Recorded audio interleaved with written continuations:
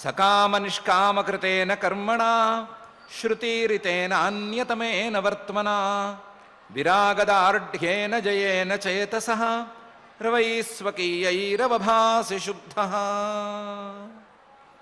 అని జగజ్జన్మస్థితిలయ కారణమైన శ్రీనివాస పరమాత్మని తన యొక్క శుద్ధ స్వరూపాన్ని చూపించవలసిందిగా ప్రార్థించుకుంటూ శ్రీ శుకుల వారు ఉపదేశం చేసిన శ్రీమన్మహాభాగవతం యొక్క అధ్యయన కార్యక్రమాన్ని మనం ప్రారంభించుకుందాము.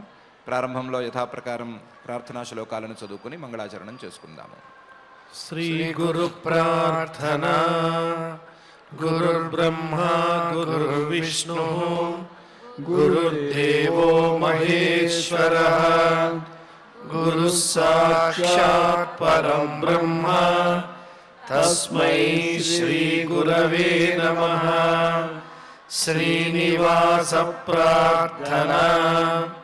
శ్రీశైలశిఖరస్థాయ శ్రీభూసంయుక్తదేహినే శ్రీనిర్జితశశాంకాయ శ్రీనివాసాయ తే నమః. అథ సంకల్పః. శ్రీమదాదివరాహక్షేత్రే విరాజమానస్య నిత్యశుద్ధబుద్ధముక్తస్వభావస్య లీలాగృహీతవిగ్రహస్య శ్రీపద్మావతీ జానేః అనుగ్రహేణ అస్మాకం సర్వేషాం బుద్ధిశుద్ధ్యర్థం విద్యాభివృద్ధ్యర్థం భక్తిజ్ఞానవైరాగ్యాది తదనుకూల సర్వసంపత్సమృద్ధ్యర్థం శ్రీపరమేశ్వర ప్రీత్యర్థం శ్రీమద్భాగవత పాఠం కరిష్యామహే. అస్య శ్రీమద్భాగవత స్తోత్ర మహామంత్రస్య నారద ఋషిః బృహతి ఛందః శ్రీకృష్ణః పరమాత్మా దేవత బ్రహ్మ బీజం భక్తిశక్తిః జ్ఞానవైరాగ్యే కీలకం అస్మాకం శ్రీమద్భగవత్ప్రసాద సిద్ధ్యర్థే పాఠే వినియోగః. ధ్యానం నారాయణాఖ్యకపిలోస్రముఖోధసాప్యం ద్వైపాయనాప్తశుకగోపవిదుహ్యమానం సంసారసౌఖ్యలవసేవనయాక్షుధార్తాః శుద్ధం జనాః పిబత భాగవతం సుదుగ్ధం. శ్రీ గురుభ్యో నమః. యథేంద్రియైః పృథగ్ద్వారైరర్థో బహుగుణాశ్రయః ఏకో నానేయతే తద్వద్ భగవాన్ శాస్త్రవర్త్మభిః అనే శ్లోకంలో పరమాత్మ శాస్త్ర మార్గాలలో ఒకే పరమాత్మ యొక్క స్వరూపం రకరకాలుగా ఉన్నట్లు కనిపిస్తుంది. కానీ ఆ శాస్త్ర మార్గాలలో ఏ మార్గాన్ని పట్టుకున్నా సరే ఆ మార్గం పరమాత్మ దగ్గరకు సాధకుణ్ణి చేరుస్తుంది అనేటువంటి తన అభిప్రాయాన్ని చక్కగా వెల్లడించాడు.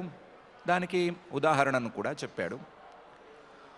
ఒకే తినుబండారంలో గనక రకరకాల విశేషాలు ఉండే మాట అయితే ఒక్కొక్క విశేషం ఒక్కొక్క ఇంద్రియంతో తెలుస్తుంది. ఆ విశేషాలన్నీ ఆ తినుబండారానికి సంబంధించినవే అయి ఉంటాయి.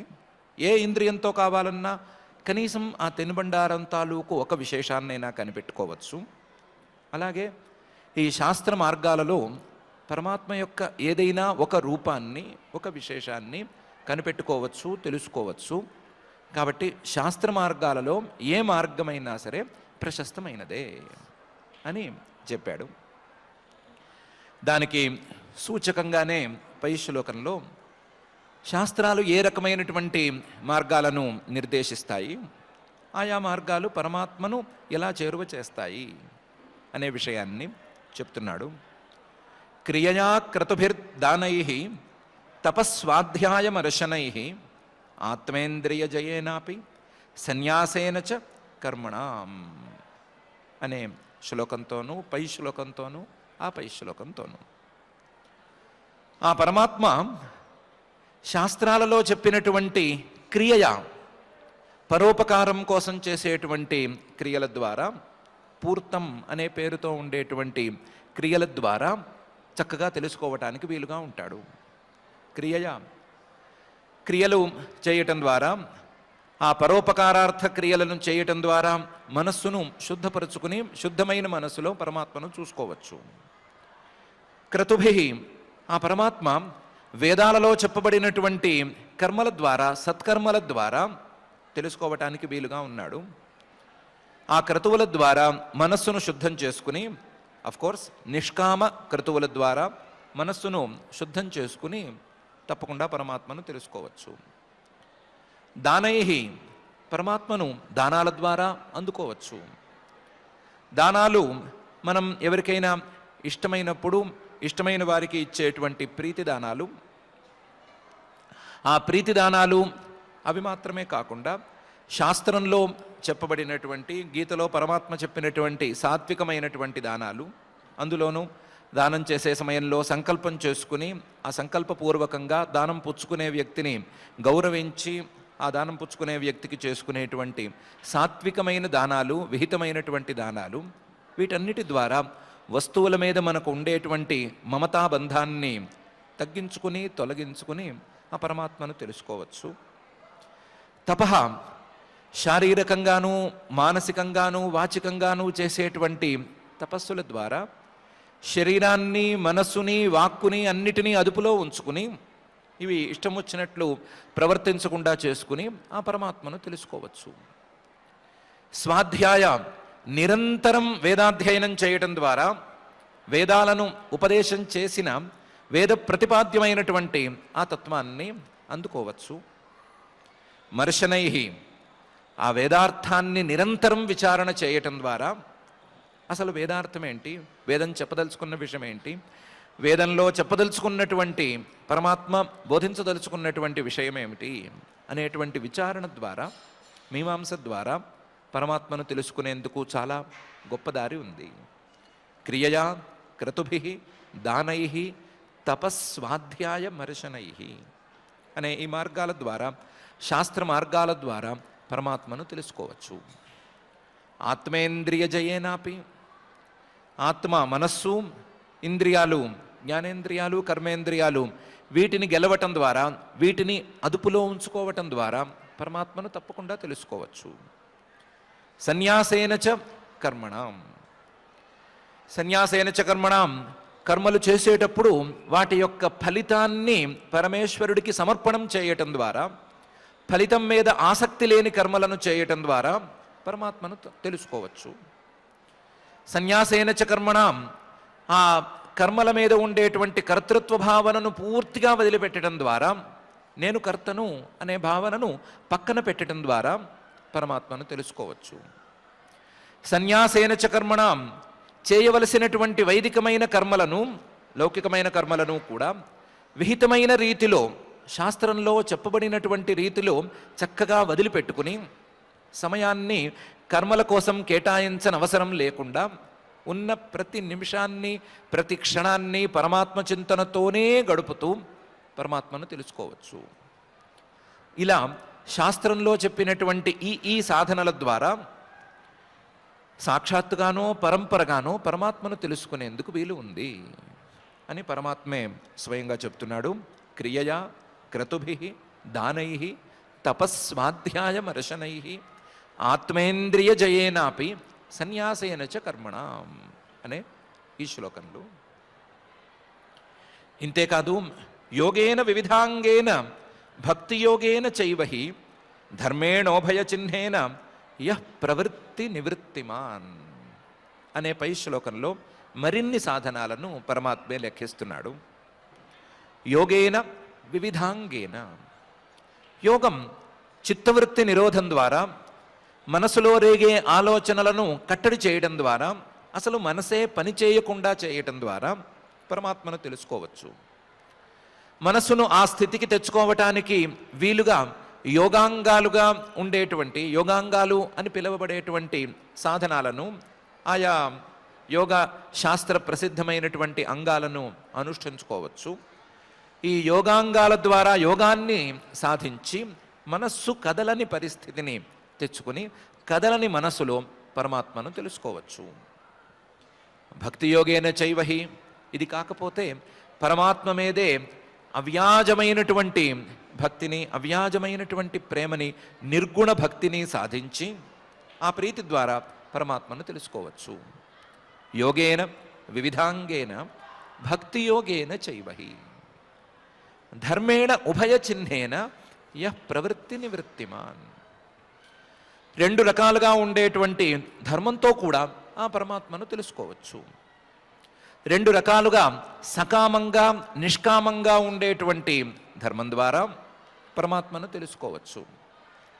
సకామంగా ఉండేటువంటి ధర్మం ద్వారా అసలు మనస్సును ధర్మం వైపుకు, వేదార్థం వైపుకు నడిపించుకుని క్రమక్రమంగా మనసులో ఉండేటువంటి కామలన్నిటినీ పక్కన పెట్టేసుకుని నిష్కామమైన ధర్మాచరణను సాధించుకుని ఆ నిష్కామ స్థితి ద్వారా పైకి ఎదిగి పరమాత్మను తెలుసుకోవచ్చు. ధర్మేణ ఉభయ చిహ్నేన, ప్రవృత్తి ధర్మం నివృత్తి ధర్మం అనే రెండు పేర్లతో ఉండేటువంటి ధర్మం ద్వారా పరమాత్మను తెలుసుకోవచ్చు. యహ ప్రవృత్తి నివృత్తిమాన్. ప్రవృత్తి ధర్మంతో శరీరాన్ని, మనస్సుని, అలాగే ఇంద్రియాలను కదిలించేటువంటి, ఇంద్రియాల యొక్క, శరీరం యొక్క లేదా శరీర అవయవాల యొక్క కదలికల ద్వారా ఏర్పడేటువంటి ప్రవృత్తి ధర్మం, ఆ ప్రవృత్తి ధర్మం ద్వారా అందుకోవలసినటువంటి ఫలితం మీద ఆసక్తి లేకుండా గనక సాధించుకోగలిగినట్లయితే అది పరమాత్మను చేస్తుంది. కేవలం పరమాత్మనే తెలుసుకునేందుకు చేసేటువంటి ప్రయత్నం నివృత్తి ధర్మం. ఆ నివృత్తి ధర్మం పరమాత్మను తప్పకుండా తెలియజేస్తుంది అని ఈ శ్లోకంలో పరమాత్మ అంటున్నాడు. యోగేన వివిధాంగేన భక్తియోగేన చైవహి ధర్మేణ ఉభయ చిహ్నేన యః ప్రవృత్తి నివృత్తిమాన్ అని. ఇవే కాదు, ఆత్మతత్వావబోధేన వైరాగ్యేణ దృఢేన చ ఈయతే భగవాన్ ఏభిః సగుణో నిర్గుణ స్వదృక్ అని పరమాత్మ చెప్తున్నాడు. ఆత్మతత్వావబోధేన, ఆత్మ యొక్క తత్వం, ఈ తత్వాన్ని తెలుసుకునేందుకు ప్రయత్నం, ఆ ప్రయత్నం సఫలం కావటం అనేటువంటి విధానాల ద్వారా అసలు ఆత్మ అంటే ఏంటి, అనాత్మ అంటే ఏంటి, ఆత్మ యొక్క తత్వం అంటే ఏంటి, తత్వం కాకుండా ఆత్మస్వరూపం ఇప్పుడు మనకు తెలిసే పద్ధతి ఏంటి, దీన్ని ఇలా కాకుండా మరొక రకంగా ఎలా తెలుసుకోవాలి అనేటువంటి ఆలోచనలను చేయటం ద్వారా, దానికి కావలసినటువంటి ప్రమాణాన్వేషణ ద్వారా వచ్చేటువంటి ఆత్మతత్వ అవబోధం అనే దీని ద్వారా పరమాత్మ తప్పకుండా తెలుస్తాడు. ఆత్మతత్వ అవబోధేన, వీటన్నిటికీ మించి వైరాగ్యేణ దృఢేన చ, దృఢమైనటువంటి వైరాగ్యమే గనక ఉన్నట్లయితే, వైరాగ్యం స్థిరంగా బలంగా గనక మనసులో నిలిచిపోయినట్లయితే, సహజంగా మనసుకు అలవాటైనటువంటి విషయాల మీద ఉండే ఆసక్తి తగ్గి పూర్తిగా విషయాల మీద వైరస్యం అనేది గనక ఏర్పడినట్లయితే ఆ మనసులోనే ఉండేటువంటి పరమాత్మ తప్పకుండా కనబడతాడు అని పరమాత్మ అంటున్నాడు. ఆత్మతత్వావబోధేన వైరాగ్యేణ దృఢేన చ ఈయతే భగవాన్ ఏభిః సగుణః. ఇందులో కొన్ని సాధనాలు పరమాత్మను చేరువ చేస్తాయి, కొన్ని సాధనాలు పరమాత్మను సగుణంగా చూపిస్తాయి, ఇంకొన్ని సాధనాలు నిర్గుణమైనటువంటి పరమాత్మ తత్వాన్ని కనబడేలా చేస్తాయి అని చెప్తున్నాడు. ఈయతే భగవాన్ ఏభిః, భగవాన్ పూజ్యుడైనటువంటి ఆ పరమాత్మ ఇందులో కొన్ని సాధనాల ద్వారా దగ్గరవుతాడు, మరికొన్ని సాధనాల ద్వారా ఈయతే చక్కగా కనిపిస్తాడు. ఎలా కనిపిస్తాడు? సగుణగా కనిపిస్తాడు. సగుణగా కనిపించేటువంటి ఆ పరమాత్మ క్రమక్రమంగా సాధనాల యొక్క స్టాండర్డ్ పెరిగిపోతూ ఉండగా నిర్గుణంగా కూడా కనిపిస్తాడు. స్వదృక్ స్వప్రకాశ స్వరూపంలో, తన యొక్క జ్ఞానమాత్ర స్వరూపంలో ఆ పరమాత్మ ప్రత్యక్షమవుతాడు అని పరమాత్మే ఈ శ్లోకంలో చెప్తున్నాడు. ఆత్మతత్వావబోధేన వైరాగ్యేణ దృఢేన చ ఈయతే భగవాన్ ఏభి సగుణో నిర్గుణ స్వదృక్ అని. ఈ 3 శ్లోకాలలోనూ శాస్త్రాలలో చెప్పినటువంటి కొన్ని సాధనాలని, కొన్ని మార్గాలను పరమాత్మ లెక్కపెట్టి చూపించాడు.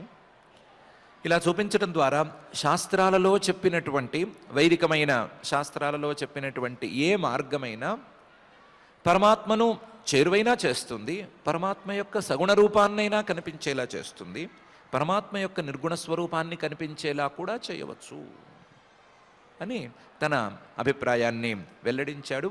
వెల్లడించి శాస్త్ర మార్గం అనేది ఎప్పటికీ వ్యర్థం కాదు అనే సందేశాన్ని మనకు అందించాడు. ఇలా అందించి ఉపసంహారం వైపు, తాను చెప్పదలుచుకున్నటువంటి విషయాలన్నీ పూర్తయినాయి అని అనుకుని ఉపసంహారం వైపు మళ్ళుతున్నాడు. మా ప్రావోచం భక్తియోగస్య స్వరూపంతే చతుర్విధం కాలస్య చావ్యక్తగతే యోంతర్ధావతి జంతుషు అని. మనం అడిగావు, భక్తి యోగం ఏంటి అని అడిగావు, అలాగే కాలస్వరూపం ఏమిటి అని అడిగావు, సంసారం అనేది ఎలా ఉంటుంది అని అడిగావు. ఇవి నేను చెప్పాను, ప్రావోచం చెప్పాను, భక్తి యోగం గురించి విస్తృతంగా చెప్పాను. భక్తి యోగస్య స్వరూపం తే చతుర్విధం, దాన్ని 4గా విభజించి మరి చెప్పాను. తామస భక్తి, రాజస భక్తి, సాత్విక భక్తి అని 3 భక్తులను చెప్పి, ఇది సగుణ భక్తి, ఈ సగుణాలతో సంబంధం లేనటువంటి, ఈ గుణాలతో సంబంధం లేనటువంటి నిర్గుణ భక్తి 4వది అని 4 విధాల భక్తులను గురించి నేను చెప్పాను. కాలం గురించి అడిగితే కాలస్య చ అవ్యక్తగతే, ఎవరికీ తెలియకుండా గడిచిపోయేటువంటి కాలాన్ని గురించి కూడా నేను చెప్పాను. ఆ కాలాన్ని గురించి చెప్పేటప్పుడు యోంతర్ధావతి జంతుషు అని కూడా చెప్పాను. ఆ కాలం జంతుషు ప్రాణులలో అంతః లోపల కలిసిపోతుంది, కలిసిపోయి ధావతి పరుగులు పెడుతుంది. యోంతర్ధావతి జంతుషు ప్రాణులలో కలిసిపోయి, లేదా మనుషుల్లోనైనా సరే కలిసిపోయి అది పరుగులు పెడుతూ ఉంటే మనుషులు కూడా పరుగులు పెడుతూ ఉండవలసి వస్తుంది. మనుషుల యొక్క ఆయుష్ని, మనుషుల యొక్క కాలాన్ని, వీటిని క్రమక్రమంగా హరించేసేస్తూ ఉంటుంది అని కాల లక్షణాన్ని గురించి నేను నీకు చెప్పాను. ప్రావోచం భక్తి యోగస్య స్వరూపంతే చతుర్విధం కాలస్య చ అవ్యక్తగతే యోంతర్ధావతి జంతుషు అని చెప్పాను అని పరమాత్మ అంటున్నాడు. ఇది కాక నువ్వు అడిగినటువంటి జీవస్య సంసృతిర్బహ్వీ అవిద్యా కర్మ నిర్మితా యాస్వంగ ప్రవిశన్నాత్మ నవేద గతిమాత్మనః అని చెప్పాను అంటున్నాడు. జీవుడి తాలూకు జీవస్య సంసృతిర్బహ్వీ, సంసారాలు ఒక జన్మ నుంచి మరొక జన్మకు వెళ్ళటం అనే దాన్ని గురించి రకరకాల కోణాలలో చెప్పాను. సంస్కృతి బహ్వీ, తప్పు చేసినవాడు ఎలా వెళ్ళాడు, ఒప్పు చేసినవాడు ఎలా వెళ్ళాడు, ఒప్పుల్లో కూడా పై స్థాయి ఒప్పులు చేసినవాడు ఎలా వెళ్ళాడు, ధర్మ మార్గంలో ఉన్నవాడు ఎలా వెళ్ళాడు, ధర్మ మార్గంలో సకామంగా ఉండేవాడు ఎలా వెళ్ళాడు, నిష్కామంగా ఉపాసన చేసుకున్నవాడు ఎంత దాకా వెళ్ళాడు, ఎవరెవరు తిరిగి వచ్చారు, ఎవరు తిరిగి రాకుండా అక్కడే ఉన్నారు, ఇవన్నీ చెప్పాను. జీవస్య సంసృతిర్బహ్వీ, సంసారంలో ఎక్కడి నుంచి ఎక్కడికి వెళ్ళినా సరే అవన్నీ కూడా అవిద్యా కర్మ నిర్మితా అని కూడా చెప్పాను. అవిద్య, తమకు ఉండేటువంటి అవిద్య, అజ్ఞానం, లేదా ఈ శరీరమే నేనే అనే భ్రమ రూపంలో కనిపించేటువంటి అజ్ఞానం, ఆ భ్రమల రూపంలో మొలకలెత్తేటువంటి అజ్ఞానం, ఆ అజ్ఞానం ద్వారా చేసేటువంటి కర్మలు, ఈ భ్రమల ద్వారా వచ్చేటువంటి శరీరం నేను అని అనుకుంటే వచ్చేటువంటి భ్రమలు, ఈ భ్రమల ద్వారా వచ్చేటువంటి కర్మలు, ఆ కర్మల ద్వారా అందేటువంటి సంసారంలో ఉండే రకరకాల జన్మలు, వీటన్నిటి గురించి చెప్పాను. జీవస్య సంసృతిర్బహ్వీ అవిద్యా కర్మ నిర్మితా. యా స్వంగ ప్రవిశన్నాత్మ. ఈ సంసారంలో ఈ జన్మలలో ప్రతి జన్మలోనూ ప్రతి దశలోనూ జీవుడికి శరీరాలు తప్పనిసరి. ఆ సంసారాల్లో భాగమైనటువంటి ఆ శరీరాలలో ప్రవేశించినటువంటి జీవుడు యాసు అంగ ప్రవిశన్ ఆత్మ నవేద గతిమాత్మన. తన యొక్క స్వస్వరూపాన్ని, తన తత్వాన్ని, తన యొక్క వాస్తవతత్వమైనటువంటి పరమాత్మతత్వాన్ని తెలుసుకోలేకపోతున్నాడు అని కూడా చెప్పాను. జీవుడి తాలూకు ఈ సంసార గతులలో, జీవుడి తాలూకు ఈ ఒక దేహం నుంచి మరొక దేహానికి ఎగిరేటువంటి ప్రక్రియలలో, ఒక దేహంలో అనుభవించడం మాని మరొక దేహంలో అనుభవించడం అనేటువంటి మార్పులను అందుకునేటువంటి ఈ దశలలో అతనికి స్వస్వరూపం అనేది తెలియకుండా ఉంటుంది అనే విషయం కూడా చెప్పాను. స్వస్వరూపాన్ని తెలుసుకునేందుకు ఈ సంసారం ఉపయోగపడదు అని కూడా చెప్పాను అని పరమాత్మ అంటున్నాడు. జీవస్య సంసృతిర్బహ్వీః అవిద్యా కర్మ నిర్మితా యా స్వంగ ప్రవిశన్నాత్మ నవేద గతిమాత్మనః అనే ఈ శ్లోకంలో. ఇలా 2 శ్లోకాలలో తాను చెప్పిన విషయాలను ఒకసారి సమప్ చేసి, నువ్వు అడిగింది నేను చెప్పాను అనే విషయాన్ని చెప్పి ఇంకా ఉపసంహార దృష్టితో పరమాత్మ పై శ్లోకాలను పలుకుతున్నాడు. అమ్మా, నీకు నేను చెప్పింది చాలా విలువైన విషయం, నీకు నేను అందించిన ఉపదేశం చాలా చాలా విలువైంది. ఈ విలువైన ఉపదేశాన్ని నువ్వు కావాలంటే ఎవరికైనా మరొకరికి అందించుకోవచ్చు. కాకపోతే నైతత్ ఖలాయ ఉపదేశేత్ నా వినీతాయ కర్హిచిత్ న స్తబ్ధాయ న భిన్నాయ నైవ ధర్మధ్వజాయ చ అనే జాగ్రత్తలు తీసుకోవలసింది. నేను చేసిన ఈ ఉపదేశాన్ని ఎవరికైనా అందించేటప్పుడు ఆ ఉపదేశం వినేవాడు, అందుకునేవాడు కలహ దుర్జనుడు కాకుండా ఉన్నాడా లేదా అని ఒకసారి చూసుకో. దుర్జనుడు అంటే వేరే ఏం లేదు, స్టాంప్ ఏం కాదు. మనసులో ఏదో పెట్టుకుని ప్రశ్నల మీద ప్రశ్నలు వేసేస్తూ ఉంటాడు కదా. ఎంత చెప్పినా సరే తృప్తి పడకుండా ఎలాగైనా సరే దీది కాదు అని అనిపించాలి, నువ్వు చెప్పింది తప్పు అని ప్రూవ్ చేయాలి అని కూర్చుంటాడు కదా, వాడే ఈ కలుడు. అలాంటి కలుడు జోలికి మాత్రం నువ్వు పోవద్దు. ఈ ఉపదేశాన్ని వాడికి అందించి దీని విలువని తగ్గించొద్దు అని పరమాత్మ చెప్తున్నాడు. నైతత్ ఖలాయ ఉపదిశేత్. కలుడే కాదు, న అవినీతాయ, వినయం లేని వాడికి పొరపాటును కూడా ఉపదేశం చేయొద్దు. వినయంగా ఉండేవాడికి, చెప్పే గురువు మీద, ఆ వినేటువంటి శాస్త్రవాక్యాల మీద వినయం ఉన్నవాడికి ఉపదేశం చెయ్యి. అది లేకపోతే ఉపదేశం చేయొద్దు. ఎందుకంటే ఉపదేశం చేసినా అతనికి పనికిరాదు. న అవినీతాయ కర్హిచిత్, ఎప్పటికీ కూడా వీళ్ళిద్దరికీ మాత్రం పొరపాటును కూడా ఉపదేశం అందించొద్దు అని అంటున్నాడు. వీళ్ళిద్దరితో పాటు న స్తబ్ధాయ, అహంకారంగా అసలు వంచకుండా వంగకుండా, శరీరాన్ని వంచకుండా మనసులో వంగకుండా ఉండేవాళ్ళు ఉంటారు కదా, అలాంటి అహంకారులకు కూడా ఉపదేశం చేయొద్దు. ఆ అహంకారం ఉన్న వాళ్ళకి ఉపదేశం పెద్దగా పనికిరాదు అని కూడా చెప్తున్నాడు. న స్తబ్ధాయ న భిన్నాయ, రకరకాల భిన్నమైనటువంటి వాదనలను విని, రకరకాల వాక్యాలను ముక్కలు ముక్కల కింద విని, రకరకాల మతాలని రకరకాల అభిప్రాయాలని తలా ముక్క చేర్చుకుని ఆల్రెడీ మనసులో కిచిడి వండుకుని ఒకడు ఉంటాడు. అలాంటి వాడికి ఉపదేశం చేయొద్దు.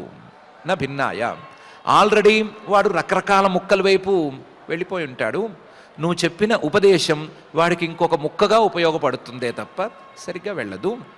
ఆ కిచిడికి ఏ పచ్చడి కింద ఉపయోగపడుతుంది తప్ప ఇంకో రకంగా వాడికి ఉపయోగం ఉండదు. కాబట్టి నా భిన్నాయ, అన్నీ వినాలి అనేటువంటి ఆశ ఉన్నవాడికి, అన్నీ మంచివే, అన్నీ బాగానే ఉంటాయి, మంచి చెడు అని రెండు లేవు అని అనుకునేవాడికి వద్దు. నా భిన్నాయ నైవ ధర్మధ్వజాయ చ. ధర్మాన్ని వ్యాపారంగా మార్చుకునేవాడు ఉంటే, ధర్మాన్ని జెండా కట్టుకుని నేను ధార్మికుడిని అని డాంబికంగా వ్యవహరించేవాడు ఉంటే వాడి ధర్మం అనేది వాడి మనస్సుని శుద్ధి చేయటానికి ఉపయోగపడదు. అలా మనస్సులో శుద్ధి లేని వాడికి ఈ ఉపదేశం ఎందుకు పనికిరాదు. కాబట్టి నైవ ధర్మధ్వజాయచ, అలాంటి వాడికి కూడా ఉపదేశం చేసి నీ ఎనర్జీని వేస్ట్ చేసుకోవద్దు అని పరమాత్మ చెప్తున్నాడు. నైతత్ ఖలాయోపదిశేత్ న అవినీతాయ కర్హిచిత్ న స్తబ్ధాయ న భిన్నాయ నైవ ధర్మధ్వజాయచ అనే శ్లోకంలో. వీళ్ళందరికీ ఉపదేశం చేస్తే ఉపయోగం లేదు, పైగా దురుపయోగాలకు ఎక్కువ ఆస్కారం ఉంటుంది కాబట్టి చేయకూడదు. వీళ్ళతో పాటుగా న లోలుపాయ ఉపదిశేత్ న గృహారూఢ చేతసే నా భక్తాయ చ మే జాతు న మద్భక్తద్విషామపి, వీళ్ళకు కూడా ఉపదేశం చేయకూడదు అని పరమాత్మ అంటున్నాడు. న లోలుపాయ ఉపదిశేత్, విషయ లాలసత ఎక్కువ ఉన్నవాడు ఉంటాడు కదా, వాడికి ఉపదేశం చేయొద్దు, ఎక్కదు. నా లోలుపాయ ఉపదిశేత్ న గృహారూఢ చేతసే, ఎప్పుడు నేను, నా ఇల్లు, నా పరివారం, నా సంబంధం, నా ఉద్యోగాలు, నా వ్యాపారాలు, నా ప్రమోషన్స్, వీటి గురించే మాట్లాడుతూ ఉంటాడు కదా.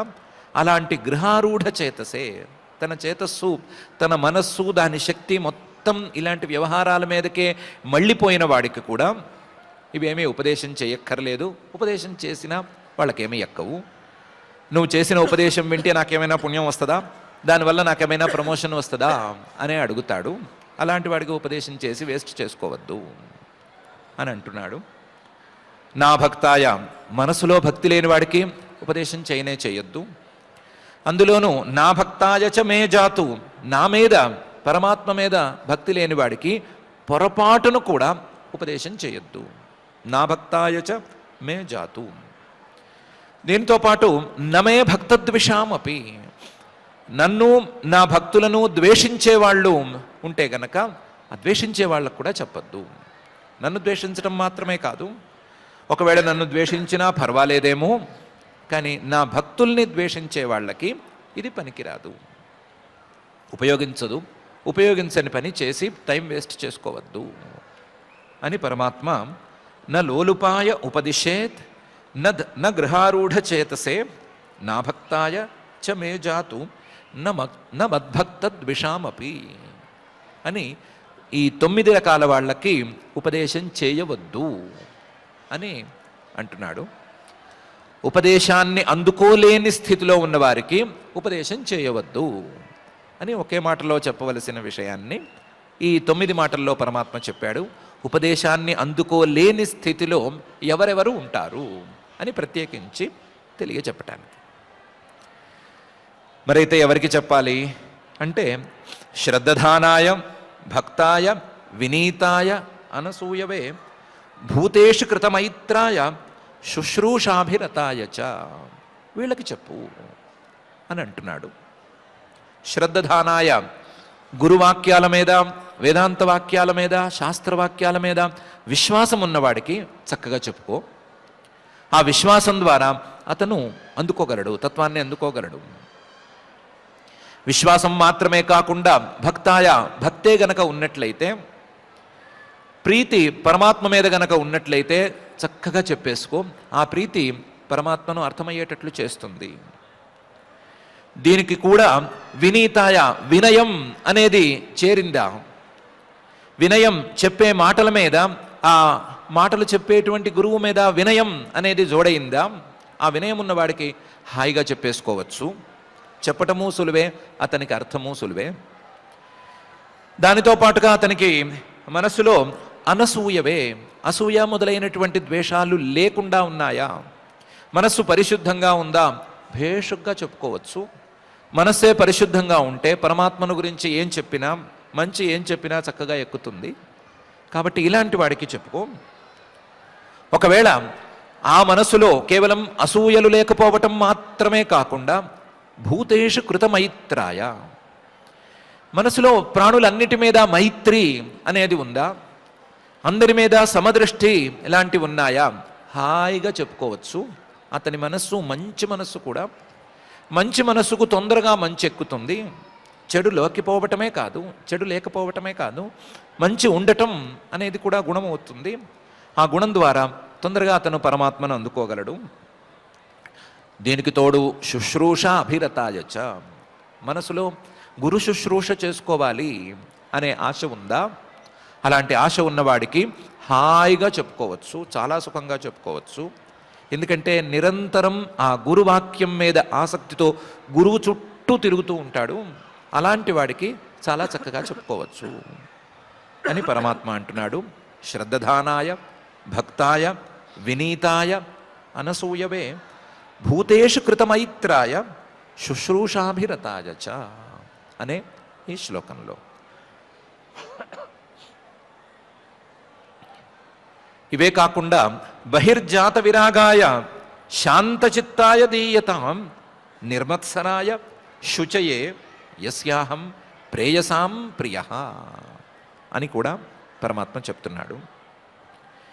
బహిర్జాత విరాగాయ, ఆత్మతత్వం మీద తప్ప మిగతా అన్నిటి మీద వైరాగ్యం కలిగిన వాడికా దండం పెట్టి చెప్పు, అలాంటి వాడు దొరకటమే కష్టం. ఆత్మతత్వం కాక మిగతావన్నీ బయటవే, ఉన్నది ఒకే ఒక ఆత్మతత్వం, అదే లోపలిది, అదే మనది, అదే కావాల్సింది అని అనుకునేవాడికి, దానికి తగ్గట్లుగా మనస్సును సిద్ధం చేసుకున్నవాడికి చెప్పాలి. బహిర్జాత విరాగాయ శాంతచిత్తాయ, మనసులో ఏ రకమైనటువంటి ఒడిదొడుకులు లేనివాడు, మనసులో ఏ రకమైనటువంటి ఇచ్ఛాద్వేషాలు కానీ, లేకపోతే మరొక హెచ్చు తగ్గులు కానీ, లేకపోతే ప్రియాప్రియాలు కానీ ఇవేమీ లేకుండా మనస్సు శాంతంగా నడిచేవాడు ఉంటాడు కదా, అలాంటి మనస్సు ఉన్నవాడికి చక్కగా చెప్పేసుకోవచ్చు. శాంతచిత్తాయ దీయతాం, ఇలాంటి వాళ్ళకి ఇచ్చినట్లయితే వైరాగ్యము శాంతచిత్తము అనేది గనక ఉన్నవాళ్ళకి ఇచ్చినట్లయితే తప్పకుండా ఆ విద్య శోభిస్తుంది, వాళ్ళకి అర్థమవుతుంది, ఉపదేశానికి ఫలితం ఉంటుంది. నిర్మత్సరాయ శుచయే, మాత్సర్యం లేనివాడికి ఇవ్వాలి, మాత్సర్యాల్లాంటి దోషాలు లేనివాడికి ఇవ్వాలి. శుచయే, శుచిగా ఉండేటువంటి వాడికి, శరీరాన్ని మనస్సుని రెండిటినీ శుభ్రంగా ఉంచుకునేటువంటి వాడికి ఇవ్వచ్చు.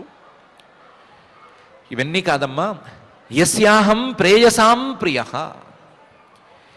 నేను అంటే పరమాత్మను అన్నిటికంటే ఎక్కువ ఇష్టమైతే అలాంటి వ్యక్తికి ఇచ్చేసేయచ్చు, అలాంటి వాడికి ఈ ఉపదేశాన్ని వెంటనే అందించవచ్చు.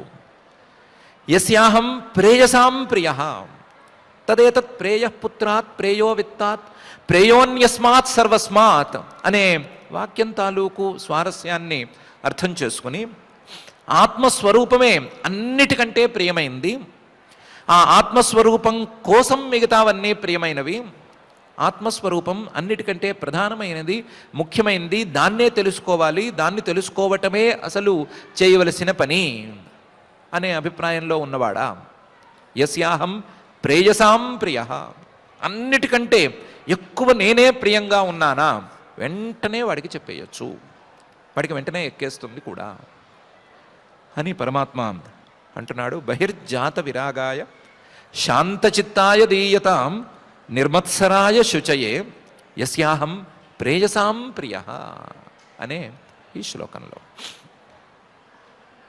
ఇన్ని రకాలుగా ఉన్న వాళ్ళకి ఇవ్వచ్చు, వీటికి వ్యతిరేకంగా మరొక రకంగా ఉన్న వాళ్ళకి ఈ ఉపదేశాన్ని అందించకూడదు అని వెరసి ఈ రెండు భాగాలలోనూ పరమాత్మ తన అభిప్రాయాన్ని చెప్తున్నాడు. అయితే మొదటి భాగంలో ఫలానా వాళ్ళకి ఉపదేశం చేయొద్దు అన్న భాగంలో మేము ఫలానా కోవకు చెందుతాము అని చెప్పుకోము, ఒకవేళ అందులో ఏమైనా ఉన్నా సరే దాన్ని మూసేస్తాము. ఫలానా వాడికి ఉపదేశం చేయండి అని చెప్పిన గుణాలలో ఏ గుణము పూర్తిగా సరిగ్గా ఉన్నట్టు లేదు, కనీసం ఒక్కటి కూడా ఉన్నట్టు లేదు. కనుక ఇలాంటి ఉపదేశానికి మనం అర్హులమా కామా అని వినేవాళ్ళ మనసుల్లో సందేహం కలిగి తీరుతుంది అని పరమాత్మకు కూడా తెలుసు. తెలిసే ఈ రెండు మాటలను చెప్పాడు. ఉపదేశం వినటం సరే, ఉపదేశాన్ని చెవుల్లోకి పోసుకోవటం సరే, ఉపదేశాన్ని చెవుల ద్వారా లోపలికి తీసుకోవటం సరే, ఆ ఉపదేశం మనస్సు దాకా చేరాలి అంటే మాత్రం మొదటి భాగంలో చెప్పినటువంటి దుర్గుణాలు లేకుండా చూసుకోవాలి, రెండో భాగంలో చెప్పినటువంటి యోగ్యతా గుణాలు ఉండేటట్లుగా చూసుకోవాలి. ఇవి పెరిగేట్లుగా ప్రయత్నం చేసిన కొద్దీ ఈ ఉపదేశం లోపలికి క్రమంగా చొచ్చుకుపోతుంది అనే విషయాన్ని అందరికీ అర్థమయ్యేటట్లు చెప్పటానికే ఈ రెండు భాగాల విశేషాలను పరమాత్మ విడివిడిగా వర్ణించాడు. నిషిద్ధ గుణాలను దూరంగా పెట్టటం, మంచి గుణాలను అలవాటు చేసుకోవటం అనే ప్రక్రియ ద్వారా ఈ ఉపదేశాన్ని అర్థం చేసుకునేందుకు అందరూ అర్హతను సాధించవచ్చు అనే అభిప్రాయాన్ని వెల్లడిస్తున్నాడు. ఆ అభిప్రాయాన్ని సరిగ్గా మనకు కూడా అర్థమయ్యేట్లు చెప్పటానికే పై శ్లోకాన్ని పరమాత్మ వాడుతున్నాడు. య ఇదం శృణుయాదంబ శ్రద్ధయా పురుష సకృత్ యోవాభిధత్తే మచ్చిత్తః సహ్యేతి పదవీం చ మే అనే ఈ అధ్యాయపు చివరి శ్లోకంలో. అంబా, ఓ అమ్మా, నేను నీకు చెప్తున్నాను, ఇది నీతో ఆగిపోదు, ఎలాగో ఇది లీక్ అయిపోతుంది. ఆ లీక్ అయిన తరువాత య ఇదం శృణుయాత్, నేను చేసిన ఏ ఉపదేశాన్ని ఎవరైతే వింటారో, అందులోనూ శ్రద్ధతో వింటారో, పురుష ఎవరైనా సరే, సకృత్ ఒక్కసారి విన్నా సరే, య ఇదం శృణుయాదంబ శ్రద్ధయా పురుష సకృత్ యోవా అభిధత్తే, ఎవరైనా సరే దీన్ని చెప్పే మాట అయితే, అందులోనూ శ్రద్ధయా సకృత్, శ్రద్ధగా ఒక్కసారి చెప్పినా సరే, మచ్చిత్తః నా మీద బుద్ధిని ఉంచుకుని, నా మీద దృష్టిని కాసేపైనా ఉంచుకుని, ఇది విన్నా, చెప్పుకున్నా, లేదా పారాయణ చేసుకున్నా, ఏం చేసినా సరే, సహ్యేతి పదవీం చ మే, ఆ వ్యక్తి, చెప్పిన వ్యక్తి లేదా విన్న వ్యక్తి లేదా నోటితో చదివిన వ్యక్తి ఎవరైనా సరే నన్ను చేరుకోగలుగుతారు. పదవీం, నా యొక్క పదవిని, నా యొక్క స్థానాన్ని అందుకోగలుగుతారు. ఏతి, తప్పనిసరిగా అందుకోగలుగుతారు అని పరమాత్మ చెప్తున్నాడు. అందుకోగలుగుతారు. అందుకోవటంలో మొదటి మెట్టుగా వినటాన్నో చెప్పటాన్నో ఉంచుకోగలుగుతారు. కానీ ఈ గుణాలను గనక అలవరుచుకుంటే, దుర్గుణాలన్నిటినీ తోసేస్తే ఉపదేశాన్ని మనసులోకి ఎక్కించుకోగలుగుతారు, నన్ను ఖచ్చితంగా చేరగలుగుతారు అనే విషయాన్ని ఈ శ్లోకం ద్వారా పరమాత్మ వ్యక్తపరుస్తున్నాడు. య ఇదం శృణుయాదంబ శ్రద్ధయా పురుష సకృత్ యోవాభిధత్తే మచ్చిత్తః సహ్యేతి పదవీం చ మే అని. ఇలా ఈ శ్లోకంలో తాను చేసిన ఉపదేశాన్ని విన్నవారికి తన యొక్క స్వరూప జ్ఞానం తప్పనిసరి అని చెప్పి 43 శ్లోకాలు ఉండేటువంటి ఈ 32వ అధ్యాయాన్ని, 3వ స్కంధంలోని 32వ అధ్యాయాన్ని, కాపిలేయోపాఖ్యానంలోని అధ్యాయాన్ని పరమాత్మ ఇక్కడికి పూర్తి చేసేస్తున్నాడు. ఈ అధ్యాయంలో సంసారాన్ని ఒక కోణంలో వర్ణించటం ప్రారంభించి, అక్కడి నుంచి జ్ఞానం ద్వారా మాత్రమే మోక్షం సాధ్యం అనే విషయాన్ని రూఢిగా తెలియపరిచి, తాను చెప్పినటువంటి విషయాలన్నిటినీ ఒకసారి సమప్ చేసి, తర్వాత ఈ అధ్యాయంతో తాను చేసే ఉపదేశాన్ని పరమాత్మ ఉపసంహరించేశాడు. ఇలా ఉపసంహారం చేసినటువంటి కపిలోపదేశాన్ని ఉపసంహారం చేసినటువంటి ఈ అధ్యాయం 32వ అధ్యాయం పూర్తయిన తర్వాత 33వ అధ్యాయంలో పైన ఏం జరిగింది అనే విషయాన్ని మైత్రేయ మహర్షి గారు విదురుడికి చెప్పటం ప్రారంభించారు. మైత్రేయ ఉవాచ ఏవం నిశమ్య కపిలస్య వచో జనిత్రీ సాకర్దమస్య దయితా కిల దేవహూతిః విస్రస్తమోహపటలా తమభిప్రణమ్య తుష్టావతత్వ విషయాంకిత సిద్ధిభూమిం అని. ఏవం నిశమ్య, తన కొడుకు పసివాడు, పరమాత్మ యొక్క అవతారం, వచ్చి తాను అడిగినటువంటి ప్రశ్నలన్నిటికీ సమాధానం చెప్పేసరికి, తన మనసులో ఉండేటువంటి సందేహాలన్నీ తీరిపోయేలా ఉపదేశం చేసేసరికి, ఏవం నిశమ్య కపిలస్య, ఆ తల్లి ఆ కపిలస్య వచః, కపిల రూపంలో వచ్చినటువంటి పరమాత్ముడి వాక్యాలను విన్నది. నిశమ్య, జనిత్రి, ఆవిడ తల్లే కానీ వింది. సా కర్దమస్య దయిత. ఆవిడ వినటానికి మిగతా వాళ్ళు వినటానికి చిన్నపాటి తేడా ఉంది. ఆవిడ యొక్క యోగ్యత చాలా గట్టిది. ఎందుకంటే కర్దమస్య దయిత, ఆవిడ భర్త కర్దమ ప్రజాపతి గారు, ఆయన తత్వజ్ఞాని. ఆయన యొక్క సాంగత్యంలో ఈవిడ చాలా యోగ్యతను సాధించుకుంది. కర్దమస్య దయిత కిల దేవహూతి. దీనికి తోడు దేవహూతి అనే పేరు రావటానికి తండ్రి గారి పెంపకం కారణం అవనయింది. తండ్రి గారు స్వయంభవ మనువు గారు ఎంత గొప్పవాడో చెప్పనక్కర్లేదు, భర్త కర్దముడు ఎంత గొప్పవాడో చెప్పనక్కర్లేదు, పుట్టినవాడు విడిగా చెప్పుకోనక్కర్లేదు, పరమాత్మే.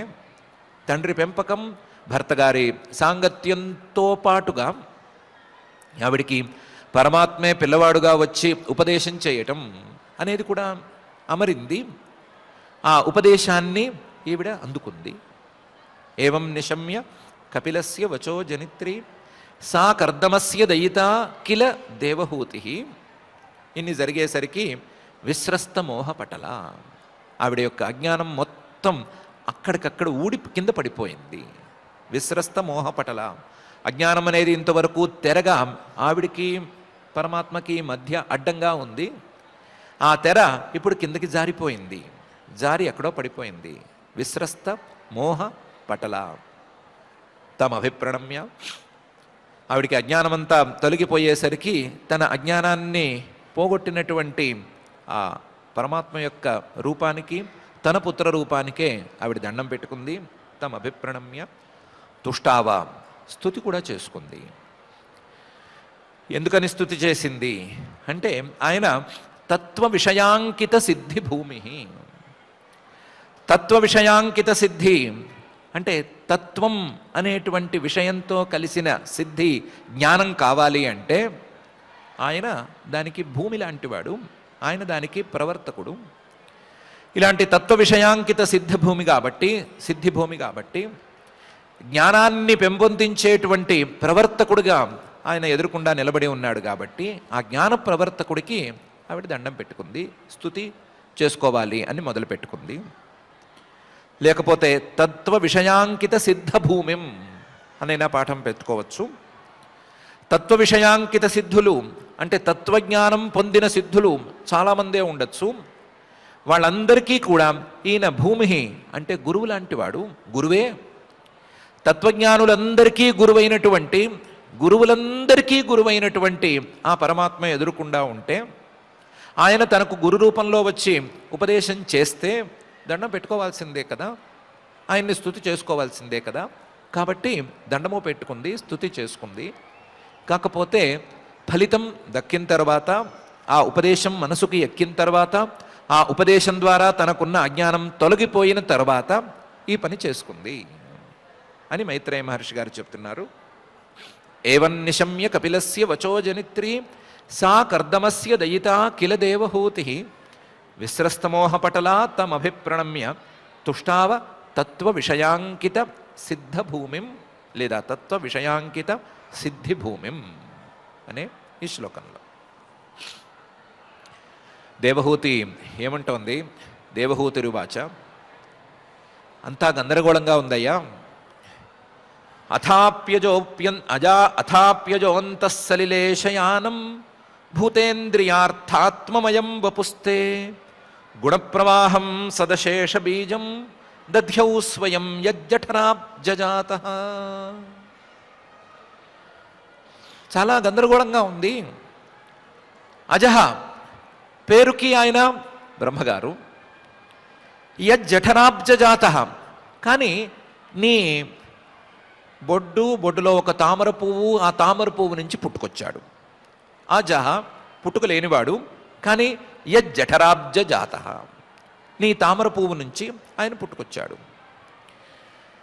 ఇలాంటి వాడైనా సరే, ఇది ఒక గందరగోళం అయితే, ఇలాంటి వాడైనా సరే నీ శరీరం నుంచి తామర పువ్వు బయలుదేరితే అందులోంచి పుట్టుకొచ్చిన వాడైనా సరే నీ యొక్క స్వరూపాన్ని ఆయన అందుకున్నాడా అని అడిగితే సరిగా అందుకోలేదేమో అని అనిపిస్తోంది. ఎందుకంటే అంతఃశలిలే శయానం, నీ యొక్క రూపాన్ని ఆయన చూశాడు. ఎలా చూశాడు? అంతఃశలిలే శయానం, నీళ్ళలో పడుకున్న రూపాన్ని చూశాడు. పడుకున్న రూపాన్నే కదా చూశాడు. భూతేంద్రియార్థాత్మమయం ఎలా చూశాడు? భూతాలు, పంచమహాభూతాలు, ఆ భూతాల ద్వారా వచ్చేటువంటి ఇంద్రియాలు లేదా ఆ భూతాలలోని విషయాలను గ్రహించేటువంటి ఇంద్రియాలు, ఆ ఇంద్రియాలను నియంత్రించే ఆత్మ, మనస్సు, వీటన్నిటి ద్వారా తెలుసుకోవలసినటువంటి అర్థాలు, విషయాలు, ఇవన్నీ కనుక కలగలిస్తే ఆ కలగలిసిన రూపంతో కలిసిన పరమాత్మ రూపాన్ని చూశాడు. భూతేంద్రియార్థాత్మమయం వపుస్తే దధ్యౌ. దీనికి తోడు ఆయన చూడటం కొంచెం జాగ్రత్తగానే చూసినట్లే గుణప్రవాహం, సత్, అశేష బీజం అనే 3 తీరులో చూశాడు. గుణప్రవాహం, గుణాలు సత్వం, రజస్సు, తమస్సు అనేటువంటి 3 గుణాలు ప్రవాహంలాగా ఒకదాని వెంట ఒకటి పరుగులు పెట్టడానికి ఈయనే కారణం అనే దృష్టితో చూశాడు. సత్, ఈయన అన్నిటికీ కారణం అనే దృష్టితో చూశాడు. అలాగే అశేష బీజం, ఈ సృష్టిలో మొలకెత్తేటువంటి ప్రతి మొలకకి ఈయన విత్తనంలా ఉన్నాడు అని చూశాడు. గుణప్రవాహం, సత్, అశేష బీజం అనే తీరులో చూశాడు. అంతవరకే చూశాడు. దధ్యౌ, ఇంతవరకే ఆయన్ని చూడగలిగాడు. ఆశ్చర్యమే ఇది. ఎందుకంటే ఈయన యజ్జఠరాబ్జజాత, ఆయన నుంచే కదా పుట్టుకొచ్చాడు. ఈయన అజహ, నిజానికి జన్మలేనివాడు కదా. ఇలాంటి వాడైనా సరే ఈయన యొక్క పరిపూర్ణ తత్వాన్ని ఎందుకు చూడలేకపోయాడు అనేది ఆశ్చర్యంగా ఉంది. స్వయం యజ్జఠరాబ్జజాత అజహ అథాపి మొత్తం చూడలేకపోయాడు. అలా అయినా సరే ఆయనకి పూర్తి జ్ఞానం అందలేదు. ఎందుకు అందలేదు అంటే సమాధానం ఎవరి దగ్గర లేదు. అలాంటి బ్రహ్మగారికే అందని యొక్క తత్వం, అందని ఒక తత్వం నీ తత్వం అని చెప్పుకోవాలయ్యా. బ్రహ్మాది దేవతలకు కానీ ఎంతటి వాళ్ళకైనా సరే అందని తత్వం నీ తత్వం. అలాంటి తత్వాన్ని ఈరోజు నాకు ఉపదేశం చేశావు అని దేవహూతి గారు అథాప్యజ అంతఃసలిలేశయానం భూతేంద్రియార్థాత్మమయం వపుస్తే గుణప్రవాహం సదశేష బీజం దధ్యౌ స్వయం యజ్జఠరాబ్జజాత అనే ఈ శ్లోకంలో చెప్తోంది. ఇంకా ఆశ్చర్యం, స ఏవ విశ్వస్య భవాన్ విధత్తే గుణప్రవాహేణ విభక్తవీర్య సర్గాద్యనీహో అవితథాభిసంధి ఆత్మేశ్వరో అతర్క్య సహస్ర శక్తి అనేది ఉంది. బ్రహ్మగారు చూసిన దానికంటే, నీ గురించి తెలుసుకున్న దానికంటే నీ యొక్క తత్వం ఇంకా పైనే ఉంది. బ్రహ్మగారు కేవలం నిన్ను గుణప్రవాహానికి ప్రవర్తకుడుగా మాత్రమే చూశాడు. కానీ స ఏవ విశ్వస్య భవాన్ విధత్తే గుణప్రవాహేణ విభక్త వీర్య సర్గాది. నువ్వు ఈ విశ్వం తాలూకు సృష్టికి, ఈ విశ్వం తాలూకు స్థితికి, అలాగే ఈ విశ్వం తాలూకు ప్రళయానికి కారణం అని చెప్పటం అనేది చేతులు దులుపుకోవటం లాగా అవుతుంది. నీ కారణత్వాన్ని, ఈ జగజ్జన్మస్థితి లయ కారణత్వాన్ని చెప్పుకోవాలి అంటే ఏమని చెప్పుకోవాలి అంటే, ఈ జన్మస్థితి లయాలను నీ చేతికి మట్టంటుకోకుండా నువ్వు చేస్తున్నావు అనే చెప్పాలి. స ఏవ విశ్వస్య భవాన్ విధత్తే సర్గాది. ఎలా చేస్తున్నావు? గుణప్రవాహేణ, గుణాలను ఒకదాని వెంట ఒకదాన్ని పరుగులు పెట్టిస్తున్నావు. అవి ప్రవాహంలాగా పారుతూ ఉంటే ఒకదాని వెంట ఒకటి, ఒకదాని తర్వాత ఒకటి, ఒకటి అనే తీరులో పారుతూ ఉంటే ఆ పారుతున్నటువంటి గుణప్రవాహాన్ని తెలియచేస్తూ నువ్వు ఈ సృష్టికి కారణమవుతున్నావు. విభక్త వీర్య, నీకుండేటువంటి శక్తిని, మాయా అనే అనిర్వచనీయమైన శక్తిని విభజించి నువ్వు సృష్టికి పనికొస్తావు, దానికి వెళ్ళు అని ఒక శక్తిని, నువ్వు స్థితికి పనికొస్తావు, ఆ పని చెయ్యి అని ఇంకొక శక్తిని, నువ్వు సంహారానికి, ప్రళయానికి పనికొస్తావు, కాసేపు ఆగు అని ఇంకొక శక్తిని విడదీసి ఆ శక్తుల ద్వారా పని చేయిస్తున్నావు. నీ చేతికి మాత్రం మట్టి అంటుకొనివ్వట్లేదు. గుణప్రవాహేణ విభక్త వీర్య సర్గాది విధత్తే. ఇంతేకాదయ్యా, అనీహ, ఏ క్రియ నీలో కనిపించడం లేదు, నీ చేతికి మట్టి లేదు, నీ స్వరూపానికి మార్పు లేదు. అనీహ. కానీ అవితథాభిసంధి, నీ సంకల్పానికి అడ్డు లేదు. నీ సంకల్పం తప్పుగా అవ్వటం అనేది జరగనే జరగదు. నీ సంకల్పం మారిపోవటం లేదా నీ సంకల్పానికి వ్యతిరేకంగా జరగటం అనేది జరగనే జరగదు. నీ సంకల్పం ఎప్పటికీ తప్పు కాదు. అవితథ అభిసంధి, నువ్వు ఎలా అనుకుంటే అలాగే జరుగుతుంది. నీ సంకల్పం వరకే ఉంది. నీ సంకల్పం తర్వాత నీ శక్తి ఉంది. ఆ శక్తి పడిపోయింది లేదా మారిపోయింది, చిన్న చిన్న మార్పులతో కూడి ఉంది. ఆ మారినటువంటి శక్తులు, విడివడినటువంటి శక్తులు పనులు చేస్తున్నాయి. ఈ సృష్టి స్థితి ప్రళయాలు జరిగిపోతున్నాయి. సర్గాద్యనీహ అవితథాభిసంధి. దీనికి తోడు ఆత్మేశ్వర, జీవులందరికీ కూడా నీవే ఈశ్వరుడివి. జీవులందరినీ నియంత్రించేవాడివి నువ్వే. జీవులని ఇటువైపు నియంత్రిస్తున్నావు, ఇటువైపు నీ శక్తులతో సృష్టి మొత్తాన్ని నియంత్రిస్తున్నావు. అన్నిటినీ నువ్వే నియంత్రిస్తున్నావు. ఇన్ని రకాల నియంత్రణలకు కావలసినటువంటి శక్తులు అతర్క్య సహస్ర శక్తి అనే తీరులో నీకున్నాయి. అతర్క్య, మిగతా వాళ్ళు కనీసం ఊహించను కూడా ఊహించలేరు.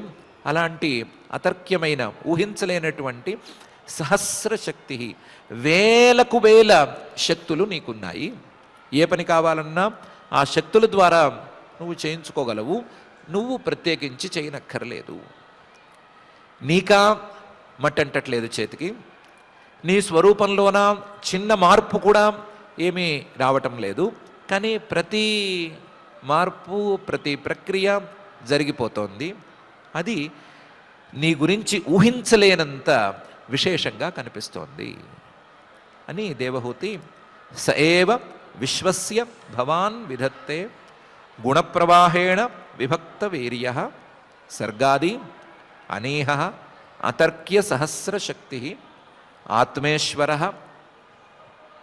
సర్గాది అనీహ అవితథాభిసంధి ఆత్మేశ్వర అతర్క్య సహస్ర శక్తి అనే ఈ శ్లోకంలో చెబుతాం.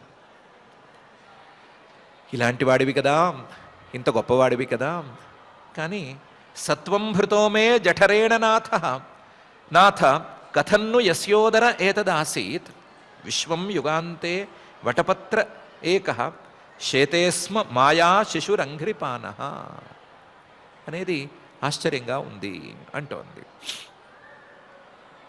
సత్వం, నువ్వు ఇంతటి వాడివి కదా, అసలు ఈ జగజ్జన్మ స్థితి ప్రళయాలను నీ చేతికి అంటుకోకుండా చేసేయగలిగిన వాడివి కదా, అప్రతర్క్య సహస్ర శక్తి కదా, ఇలాంటి వాడివైనా సరే భృతోమే జఠరేణ నాథ, నా కడుపులో పిల్లవాడిగా చేరావు, నేను నిన్ను మోసాను.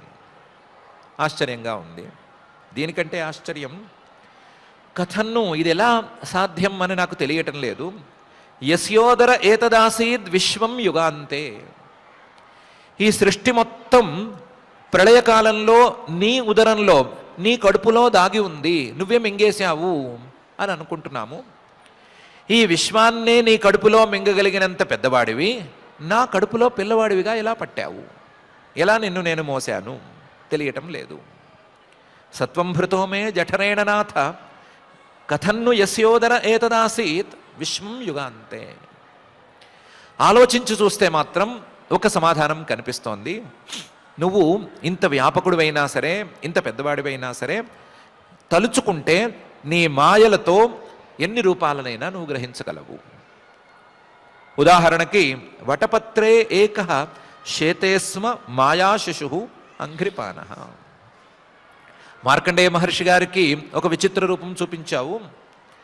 మొత్తం ప్రళయకాలంలో ఉండేటువంటి నీటితో నిండి ఉన్న ప్రాంతం, ఆ ప్రాంతంలో ఎక్కడి నుంచి వచ్చిందో తెలియదు ఒక మర్రి ఆకు, ఆ మర్రి ఆకు మీద ఒక చిన్న పిల్లవాడు పడుకుని ఉన్నాడు.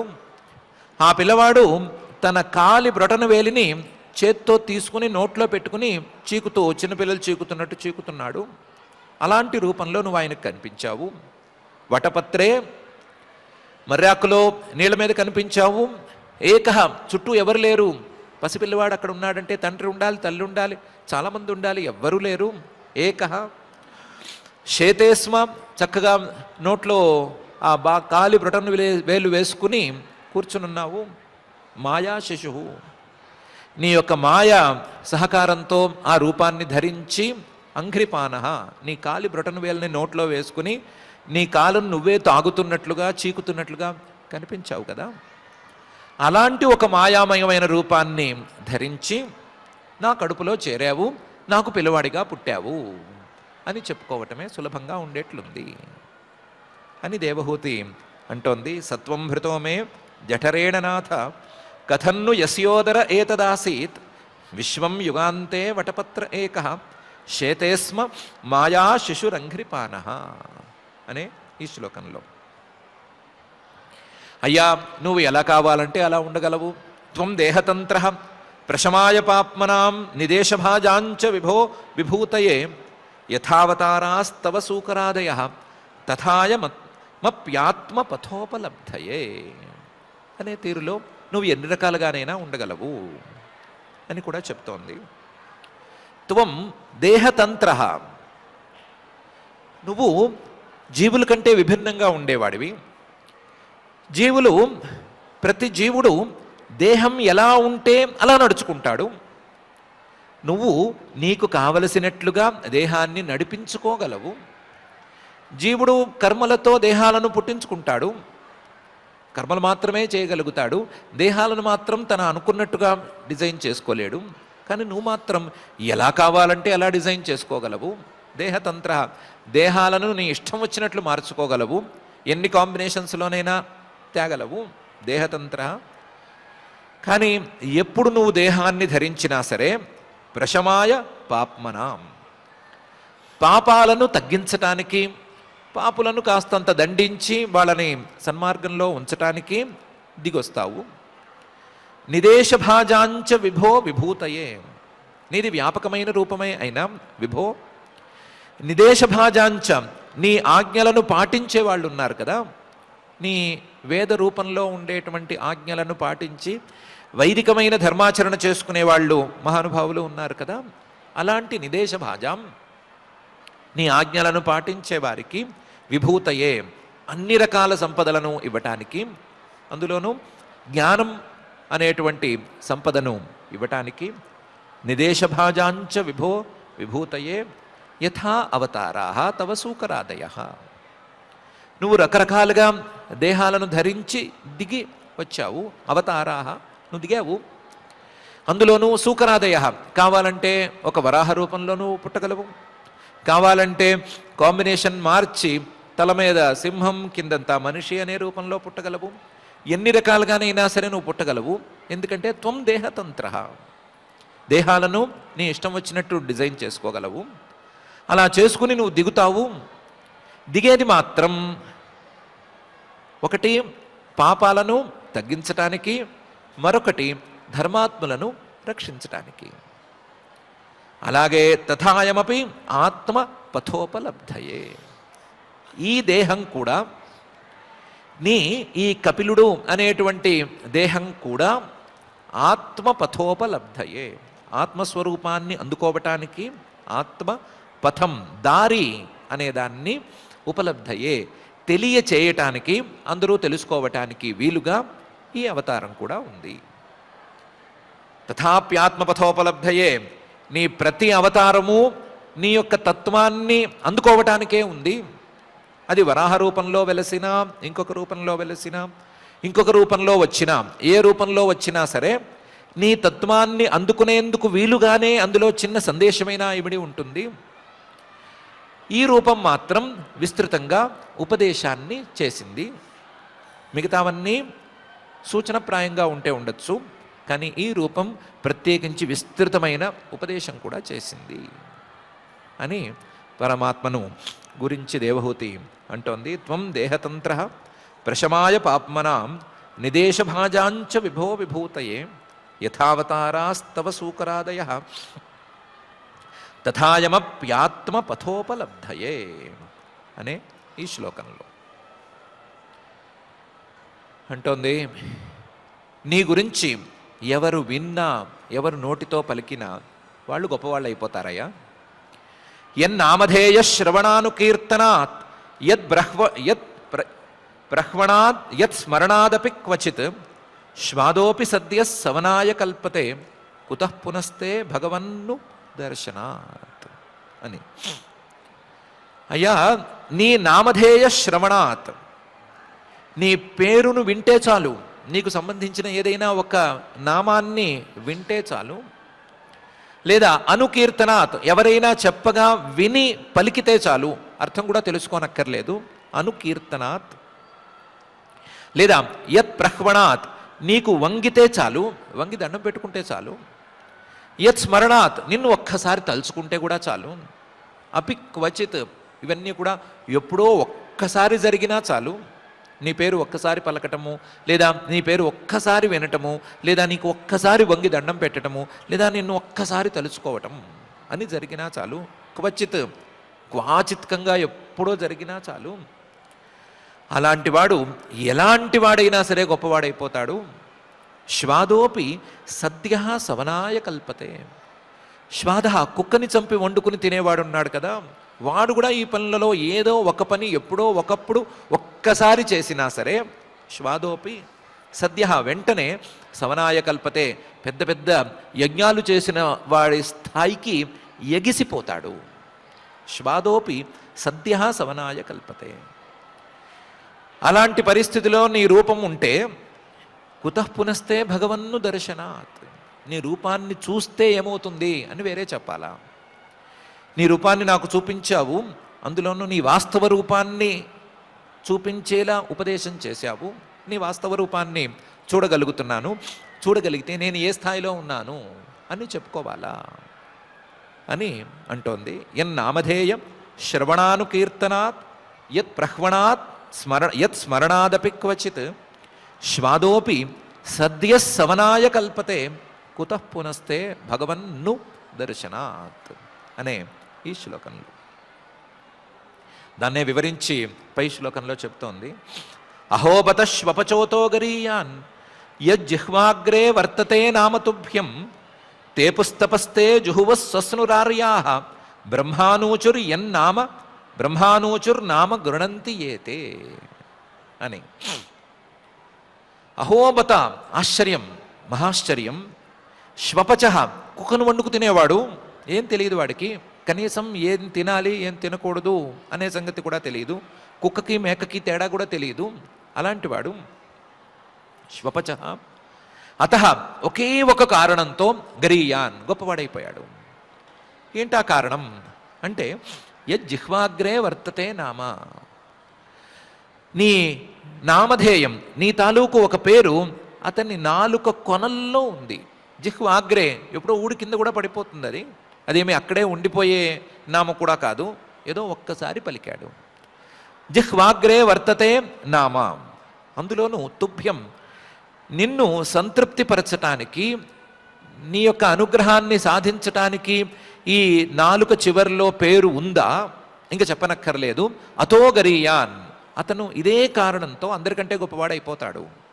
అహోబత శ్వపచ అతో గరీయాన్ యజ్జిహ్వాగ్రే వర్తతే నామ తుభ్యం. అదేంటి, ఒక్కసారి పరమాత్మ నామాన్ని ఉచ్చరిస్తే అందరికంటే గొప్పవాడైతే మిగతా పనులన్నీ ఏమవ్వాలి అంటే, మిగతా పనులన్నీ ఈ పరమాత్మ నామాన్ని ఉచ్చరించడానికి సాధనాలుగా ఉపయోగపడేవే అని అంటోంది.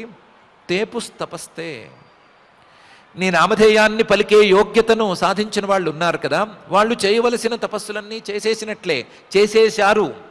నీ నామధేయాన్ని పలకటం అంటే తపస్సులన్నీ చేసేసినట్లే, ఎన్నో తపస్సులను పూర్వజన్మలలో చేసుకున్నట్లే. ఎన్నో తపస్సులను పూర్వజన్మలలో చేసుకుంటే ఈ జన్మలో నీ నామాన్ని పలుకుతారు.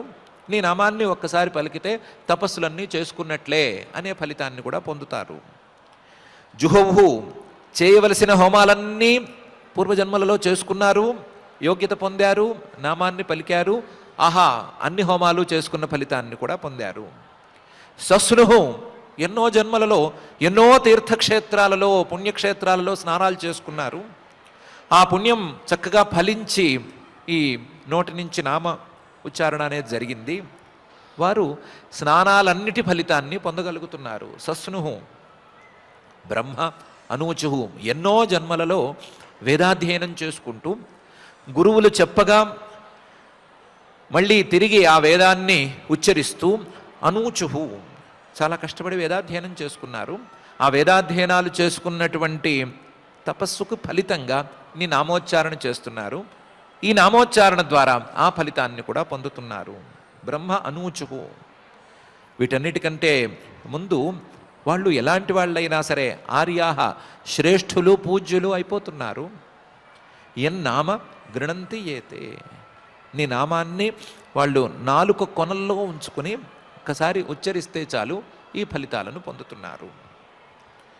దీన్ని బట్టి చూస్తే నీ నామధేయం ఎంత గొప్పది, నీ నామాన్ని పలకాలంటే ఎంత పుణ్యం కావాలి, నీ నామాల్ని పలికితే ఎంత పుణ్యం వస్తుంది, నీ నామానికే ఎంత ప్రభావం ఉంటే నీ రూపానికి ఇంకెంత ప్రభావం ఉంది, నీ తత్వానికి ఇంకెంత ప్రభావం ఉంది, నీ తత్వాన్ని తెలుసుకుంటే ఏ ఫలితం వస్తుంది అని చెప్పుకోనక్కర్లేదు అని దేవహూతి అంటోంది. అహోబత శ్వపచోతోగరీయాన్ యజ్జిహ్వాగ్రే వర్తతే నామతుభ్యం తేపుస్తపస్తే జుహువుస్ సస్నురార్యా బ్రహ్మానూచుర్ ఎన్నామ బ్రహ్మానూచుర్ నామ గృణంతి ఏతే అనే ఈ శ్లోకంలో. అందుకనయ్యా తంత్వామహం బ్రహ్మ పరం పుమాంసం ప్రత్యక్స్రోతస్యాత్మని సంవిభావ్యం స్వతేజసాధ్వస్త గుణప్రవాహం వందే విష్ణుం కపిలం వేదగర్భం అని ఒక్కసారి నమస్కారం చేసుకుని ఊరుకుంటున్నానయ్యా అని దేవహూతి అంటోంది.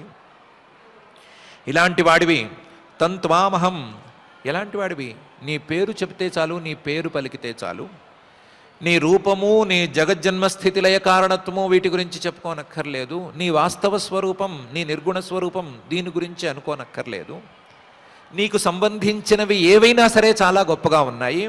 అలాంటి తంత్వామహం పరం బ్రహ్మ, పరబ్రహ్మని, పుమాంసం శరీరాలన్నిటిలోనూ ఉండేటువంటి సర్వాంతర్యామిని, ప్రత్యక్స్రోతస్యాత్మని సంవిభావ్యం, ఇంద్రియాలన్నిటినీ తిరగదిప్పి ఇంద్రియాల యొక్క ప్రవృత్తిని మళ్ళించి మనస్సు తాలూకు ప్రభావాన్ని, మనస్సు తాలూకు ప్రవృత్తిని మొత్తాన్ని లోపలికి మార్చి ప్రత్యక్స్రోతసి దాని ప్రవాహాన్ని మొత్తాన్ని తిరగదిప్పేస్తే ప్రత్యక్స్రోతసి ఆత్మని, అలాంటి మనసులో సంవిభావ్యం నీ గురించి ఆలోచన అనేది ప్రారంభమవుతుంది. అలాంటి వాడివి, అలాంటి వాడిని నీ గురించి ఆలోచనే ప్రారంభమైతే, నీ తత్వజ్ఞానం అనేది గనక క్రమంగా అలవడితే స్వతేజసాధ్వస్త గుణప్రవాహం, నీ తేజస్సుతో, నీ వాస్తవ స్వరూప సాక్షాత్కారం ద్వారా తెలిసిన నీ తేజస్సుతో ఈ గుణ ప్రవాహాలను, సత్వరజస్తమో గుణాల తాలూకు ప్రవాహాలను పూర్తిగా ధ్వంసం చేసేటువంటి వాడివి. అలాంటి వాడిని వందే నేను నమస్కరించుకుంటున్నాను. విష్ణుం వ్యాపకుడు అయినటువంటి నిన్ను నేను నమస్కరించుకుంటున్నాను.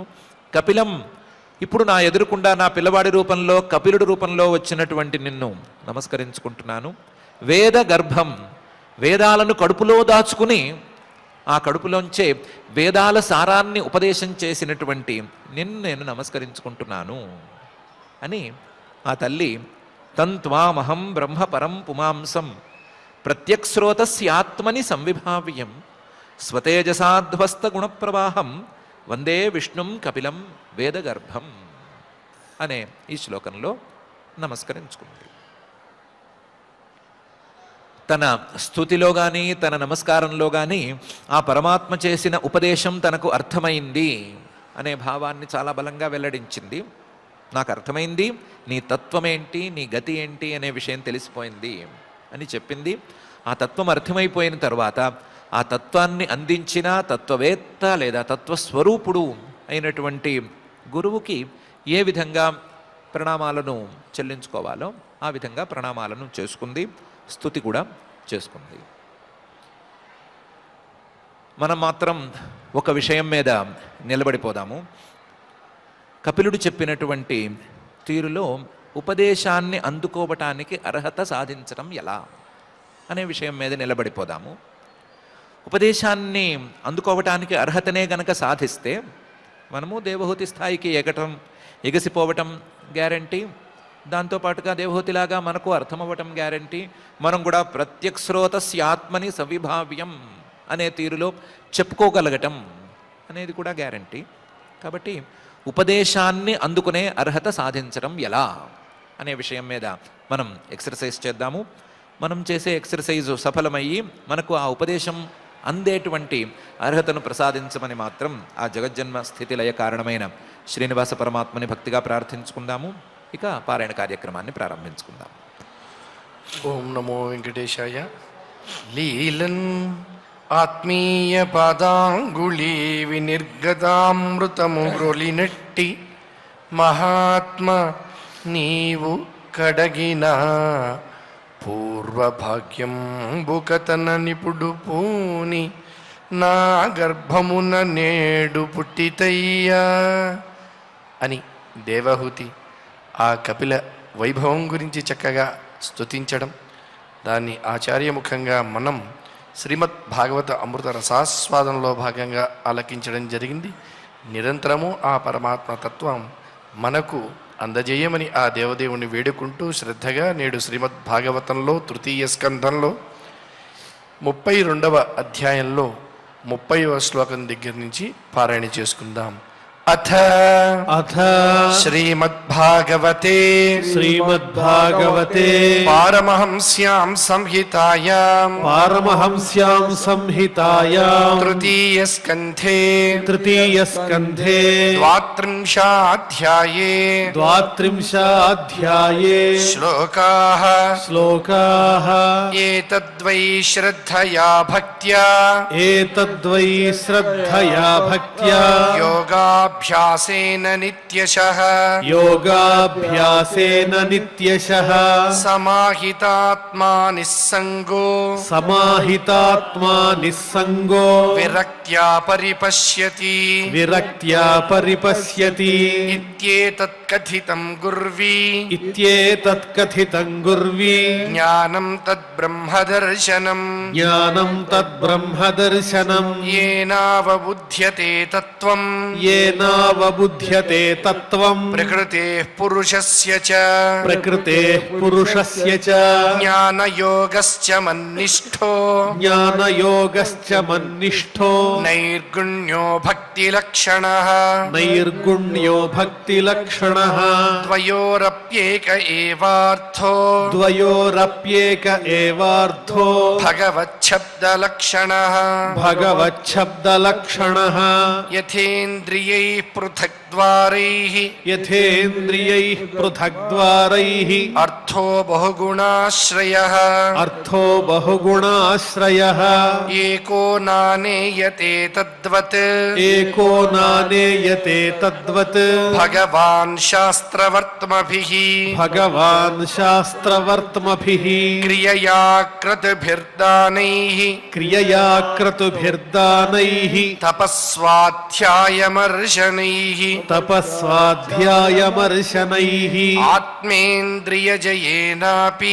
ఆత్మేంద్రియజయేనాపి సన్యాసేన చ కర్మణాం యోగేన వివిధాంగేన భక్తియోగేన చైవ హి ధర్మేణోభయచిహ్నేన యః ప్రవృత్తి నివృత్తిమాన్ ఆత్మతత్వావబోధేన వైరాగ్యేణ దృఢేన చ ఈయతే భగవానేభిః సగుణో నిర్గుణస్వదృక్ ప్రావోచం భక్తియోగస్య ప్రావోచం భక్తి యోగస్య స్వరూపం తే చతుర్విధం స్వరూపం తే చతుర్విధం కాలస్య చ వ్యక్తగతేః కాలస్య చ వ్యక్తగతేః యోంతర్ధావతి జంతుషు యోంతర్ధావతి జంతుషు జీవస్య సంస్కృతిర్బహ్వీః జీవస్య సంస్కృతిర్బహ్వీః అవిద్యా కర్మ నిర్మితాః అవిద్యా కర్మ నిర్మితాః యా స్వంగ ప్రవిశన్నాత్మా యా స్వంగ ప్రవిశన్నాత్మా న వేద గతిమాత్మనః న వేద గతిమాత్మనః నైతత్ఖలాయోపదిశేత్ నైతత్ఖలాయోపదిశేత్ నా వినీతాయ కర్హిచిత్ నా వినీతాయ కర్హిచిత్ నస్తబ్ధాయ న భిన్నాయ నస్తబ్ధాయ న భిన్నాయ నైవ ధర్మధ్వజాయ చ నైవ ధర్మధ్వజాయ చ న లోలుపాయోపదిశేత్ న లోలుపాయోపదిశేత్ న గృహారూఢచేతసే న గృహారూఢచేతసే నా భక్తాయ చ మే జాతు నా భక్తాయ చ మే జాతు న మద్భక్తద్విషామపి న మద్భక్తద్విషామపి శ్రద్ధధానాయ భక్తాయ శ్రద్ధధానాయ భక్తాయ వినీతాయానసూయవే వినీతాయానసూయవే భూతేషు కృతమైత్రాయ భూతేషు కృతమైత్రాయ శుశ్రూషాభిరతాయ చ శుశ్రూషాభిరతాయ చ బహిర్జాత విరాగాయ బహిర్జాత విరాగాయ శాంతచిత్తాయ దీయతాం శాంతచిత్తాయ దీయతాం నిర్మత్సరాయ శుచయే నిర్మత్సరాయ శుచయే యస్యాహం ప్రేయసాం ప్రియః యస్యాహం ప్రేయసాం ప్రియః య ఇదం శృణుయాదంబ య ఇదం శృణుయాదంబ శ్రద్ధయా పురుషः సకృత్ శ్రద్ధయా పురుషः సకృత్ యో వాభిధత్తే మచ్చిత్తః యో వాభిధత్తే మచ్చిత్తః సహ్యేతి పదవీం చ మే సహ్యేతి పదవీం చ మే ఇతి ఇతి శ్రీమద్భాగవతే శ్రీమద్భాగవతే పారమహంస్యాం సంహితాయాం పారమహంస్యాం సంహితాయాం తృతీయస్కంధే తృతీయస్కంధే ద్వాత్రింశోऽధ్యాయః ద్వాత్రింశోऽధ్యాయః పారాయణ కార్యక్రమాన్ని భక్తి శ్రద్ధలతో పరిపూర్ణం చేసుకున్నాం. ఇప్పుడు అందరం కలిసి క్షమా ప్రార్థనాదులు పలుకుదాం. అథ క్షమా ప్రార్థనా యదక్షరపదభ్రష్టం మాత్రాహీనం చ యద్భవేత్. అనురాగానికి అమ్మ ఆదర్శం, ఆరోగ్యానికి Shri Sai homeo stores and clinic. అనుభవం, అర్హత, అంకిత భావం కల డాక్టర్లచే చికిత్స. అన్ని రకాల ఆరోగ్య సమస్యలకు నమ్మకమైన ఎంపిక Shri Sai homeo stores and clinic. Diabetes, కీళ్ల నొప్పులు, సయాటికా, వెన్నుముక్క సమస్యలు, థైరాయిడ్, నిద్రలేమి, మానసిక సమస్యలు, ఋతు సమస్యలు, అన్ని రకాల దీర్ఘకాలిక వ్యాధులకు ప్రత్యేక హోమియో వైద్యం. అందరికీ అందుబాటులో అంతర్జాతీయ హోమియో వైద్యం Shri Sai homeo stores and clinic. మీ ఆరోగ్య సమస్య ఏదైనా ఇప్పుడు పరిష్కారం సాధ్యం. సైడ్ ఎఫెక్ట్ లేని వైద్యంతో సంపూర్ణ ఆరోగ్యం కొరకు సంప్రదించండి Shri Sai homeo clinic and stores, Bhavani Nagar, Ambedkar Nagar road, old Alwal, Secunderabad. సంప్రదించాల్సిన ఫోన్ నంబర్స్ 9000751751 మరియు 9000422525.